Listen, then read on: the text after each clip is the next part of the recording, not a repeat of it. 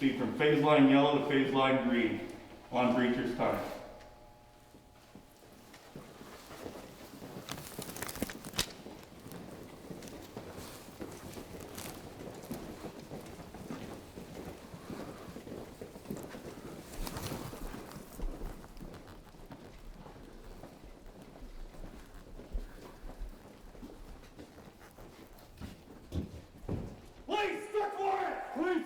Search warrant!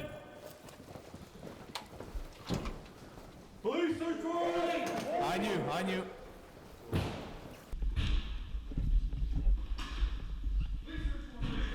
With you. Small room. Police search warrant! Small room. Blue. One of our ideals is that we create a shock and awe type presence when we enter. We want to dominate a room. We want people to listen to our commands. We want them to obey us.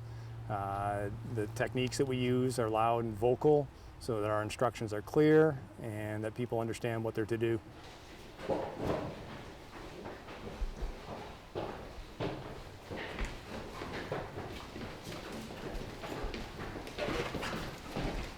Holding! Police search warrant! We try to anticipate every scenario that we're going to run into. We rehearse our entries before we do them.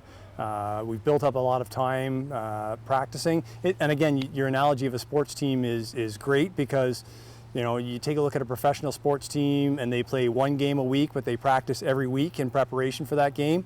We're the same idea. We may execute one search warrant every month, but we're constantly practicing because you need to practice those skills, to constantly maintain your readiness to do something when the time's required. Each person plays off the person in front of them. So as you say, usually when you make a plan, usually when you get through that door, it doesn't go as planned. There's always some unknown factor that you're going to encounter when you get in there. And it's just through repetition of playing off the person in front of you that you anticipate what you're going to deal with. And it's more instinctual than anything else. You just react and go. You basically go into an unconscious mode. Like I say, when you drill time and time again in what you're going to deal with, you almost go into an unconscious mode and you just automatically do things. We've had the misfortune of executing a warrant where we did encounter a gun. One of our officers got shot. Our officers returned fire. And if you ask anybody that was involved in that day, everything that we did was based on what we had done in practice time and time again. It just automatically kicked in and guys performed their duties and everybody knew what their assignment was and completed it at the end of the day.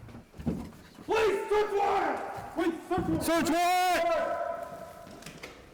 So the emergency response team are made up of 12 members from our service. Each of us all have primary duties, and myself, I'm a patrol sergeant. We have guys in the criminal investigations branch. We have officers that serve in the community services division and officers that are on regular patrol duties. So every day that we come into work, we work a regular shift with our people on platoon or people in our community services branches, and we're on standby 24/7, 365 days a year in case we're required to act as members of the emergency response team. We train above and beyond what our normal training days are. We train 12 days a year in addition to attending our calls for service. We average anywhere between 25 to 30 calls for service a year, half of which are usually high-risk search warrants.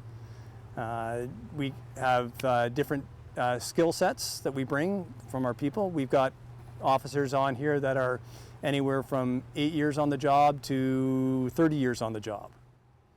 Of course, you see us in our full gear, and sometimes people think it's too militaristic, that we're overdoing things, but in today's society you have to be prepared for everything. You're asking police services to be mental health workers, family counselors, execute high-risk search warrants where there are firearms involved, and so you have to be equipped to deal with everything. In this particular case, the equipment we wear is for our protection.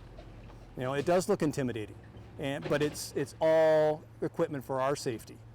Biggest thing is common sense, the ability to think clearly, think quickly, to assess the situation and react appropriately with it.